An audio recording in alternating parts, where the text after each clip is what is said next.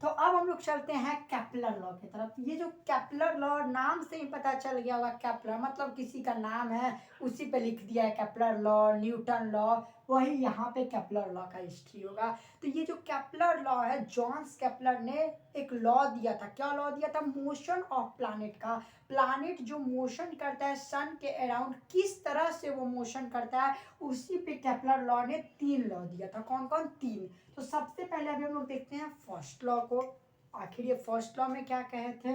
The planet move in elliptical, sorry यहाँ पे elliptical का स्पेलिंग गलत है, एक और एल होगा। इसमें मेरा गलती नहीं है, आपको हमें कमेंट में कुछ नहीं करना है, मेरे लिखने वाले ने गलत किया तो हमें नहीं डांटना है।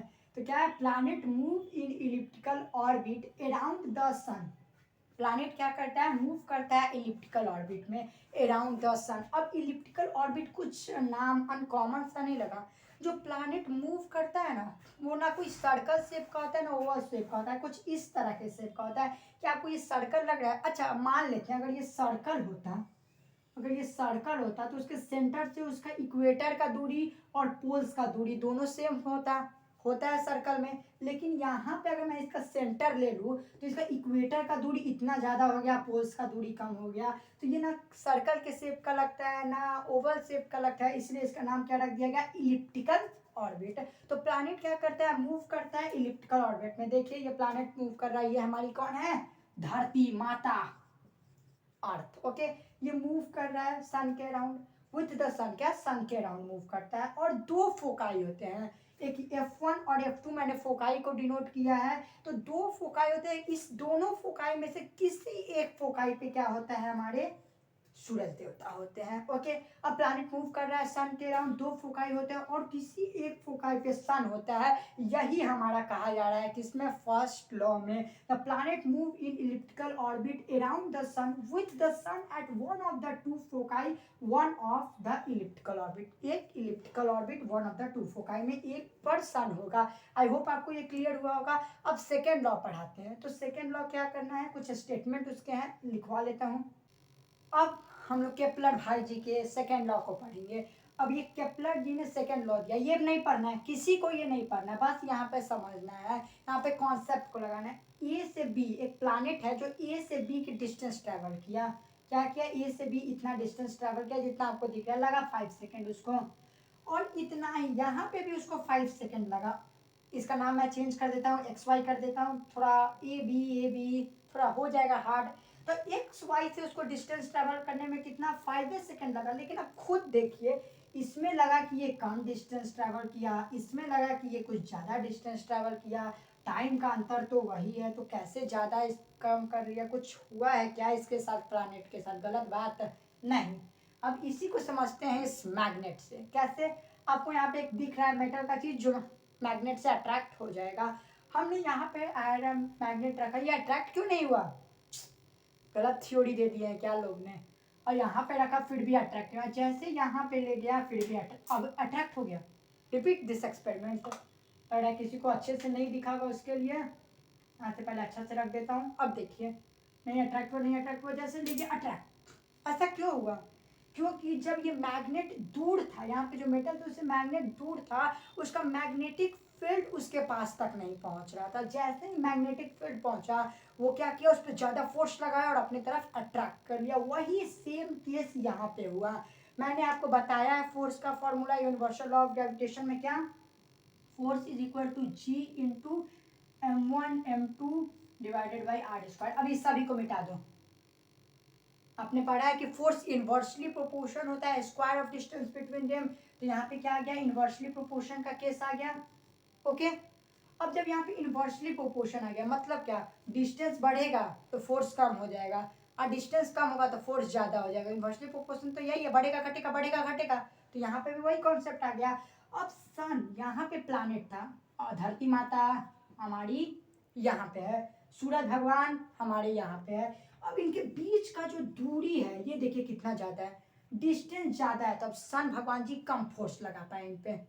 तो जिसके वजह से क्या हुआ, थोड़ा धीरे धीरे धरती माता ट्रेवल कर रही है। लेकिन जैसे ही धरती माता यहाँ पे आई, सन भगवान के क्या हुआ?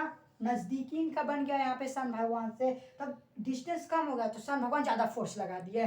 अब क्या हुआ? ये स्पीड में यहाँ पे मूव कर ली, जैसा कि आपको इस GIF में यहाँ पे दिख रहा होगा। यहाँ पे तो ठीक चल रहा है, लेकिन जैसे ही सन के नजदीक पहुंचा कितना स्पीड में घूम गया, देखिए फिर से कितना स्पीड में घूम गया। तो वही यहाँ पे है, डिस्टेंस कम रहेगा तो हमारा क्या होगा, फोर्स ज्यादा लगेगा, डिस्टेंस ज्यादा रहेगा तो फोर्स कम लगेगा। अब स्टेटमेंट को पढ़ लो, खुद से पढ़ लो यार, समझ जाओगे क्या।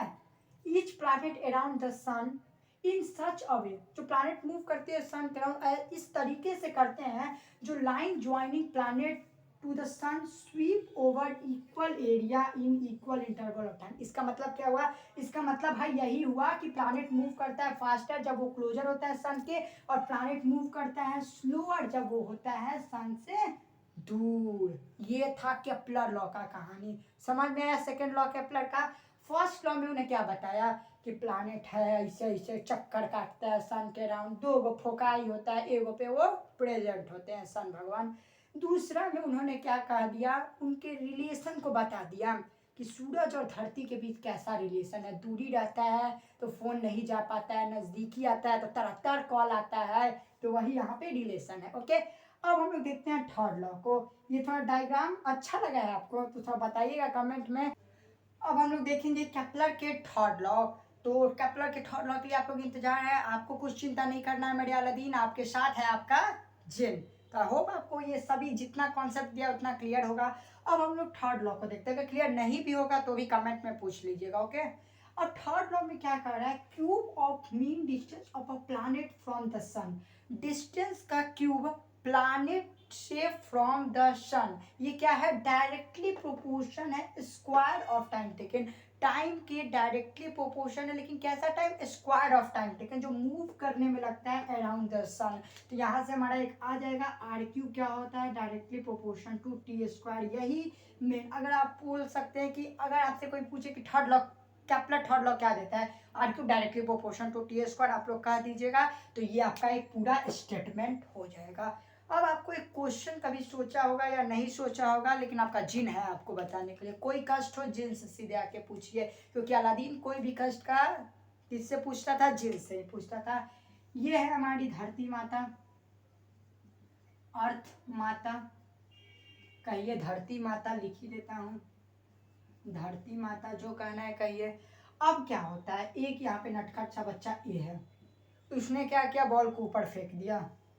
अब धरती माता ने कहा बॉल जी आप बहुत ऊपर जा रहे हो, आप नीचे आ जाओ। तो वो धरती माता क्या कौन सा फोर्स लगाएगी, ग्रेविटेशन फोर्स लगेगी। ग्रेविटेशन फोर्स किस डायरेक्शन में लगेगा, डाउनवर्ड डायरेक्शन में लगेगा। डाउनवर्ड डायरेक्शन में लग रहा है मतलब उसका डायरेक्शन फिक्स है, मतलब उसको हम लोग कौन सा क्वांटिटी कहेंगे, वेक्टर क्वांटिटी कहेंगे। हो गया ना डिवाइस, तो बस इसको नीचे कर दिया हमने। अब वो डाउनवर्ड फोर्स लगा रहा है, तो अब जैसे अर्थ फोर्स, आपने थर्ड लॉ पढ़ा है, action and reaction force are always equal and opposite, मैंने पढ़ाया है। तो जब एक्शन फोर्स लगा, अर्थ ने जब एक्शन फोर्स लगाया बॉल पे, यहाँ पे बॉल है, एक्शन फोर्स लगाया, तो बॉल भी रिएक्शन फोर्स लगाएगा। मतलब जब अर्थ फोर्स लगा रहा है बॉल पे तो बॉल नीचे आ रहा है, तो जब बॉल फोर्स लगाएगा तो अर्थ को ऊपर आना चाहिए, क्योंकि action and reaction force are always equal and opposite. क्योंकि जब ये फोर्स लगा रहा है तो बॉल नीचे आ जा रहा है, और जब ये फोर्स लगाएगा बॉल तो उसको भी ऊपर आ जाना चाहिए, क्योंकि इक्वल एंड अपोजिट होता है। लेकिन ऐसा तो हमने कभी देखा ही नहीं है, हम कूद जाते हैं, हमारे दोस्त कूद जाते हैं, हमारे बैट फेंका जाते हैं, लेकिन ये अर्थ तो ऊपर आने का नाम ही नहीं लेता है। ये क्या है यहाँ पे लोचा, चलिए समझते हैं। इसे आप लोग कैसे समझ सकते हैं, मैं थोड़ा सा क्लीन कर देता हूँ, हाथी से क्लीन कर दे रहा हूँ। अब देखिए यहाँ पे मैं आपको समझाता हूँ क्या करना है।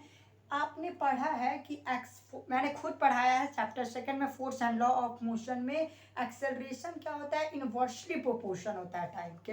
एक्सेलरेशन आप हम लोग बोल सकते हैं, एक्सेलरेशन क्या होता है, इनवर्सली प्रोपोर्शन होता है मास के। Okay, I hope you are clear. Inversely proportion का मतलब क्या हुआ, मास अगर बढ़ेगा तो एक्सेलरेशन घटेगा, मास अगर घटेगा तो एक्सेलरेशन बढ़ेगा। वही यहाँ पे होता है। स्टोन है, उसका मास क्या है, कम। अर्थ हमारी माता, उनका मास क्या है, ज्यादा। कुछ तो अंतर पड़ा। अगर ये मास इनका ज्यादा है तो इनका एक्सेलरेशन कम लगेगा, इसका मास कम है तो इनका एक्सेलरेशन ज्यादा लगेगा।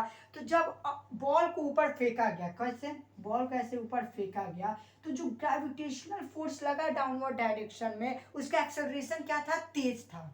जो ग्रेविटेशनल फोर्स जो लगा बॉल पे उसका एक्सेलरेशन क्या था, तेज था, क्योंकि उसका मास क्या था, बहुत कम था कंपेरिजन टू अर्थ, तो आसानी से नीचे आ गया। लेकिन वही फोर्स, उतना ही ग्रेविटेशनल फोर्स, उतना ही फोर्स जब बॉल अर्थ पे लगाया तो अर्थ का मास बहुत बहुत ज्यादा था, जिसकी वजह से क्या हुआ, एक्सेलरेशन इतना कम हुआ, इतना कम हुआ कि वो एक सो के बराबर ही नहीं था, उसको समझ ही नहीं सकता, एकदम नथिंग था एक्सेलरेशन। तो हमें मूव नहीं किया, अर्थ मूव नहीं किया, क्योंकि उसका मास बॉल की कंपेरिजन में कितना ज़्यादा है। वही यहाँ पे कोई भी चीज़ ले लीजिए तो वही। अब यहाँ पे आप लोग बोलेंगे कि अगर ऐसा क्वेश्चन एग्जाम में आ गया कि बॉल ऊपर जा रहा है तो अर्थ उसके साथ ऊपर क्यों नहीं जाएगा, आएगा ही ऐसा, एग्जाम में आना निश्चित है। आपको टेंशन लेने की जरूरत नहीं है, क्योंकि मैंने आपका डाउट क्लियर कर दिया है। तो धन्यवाद।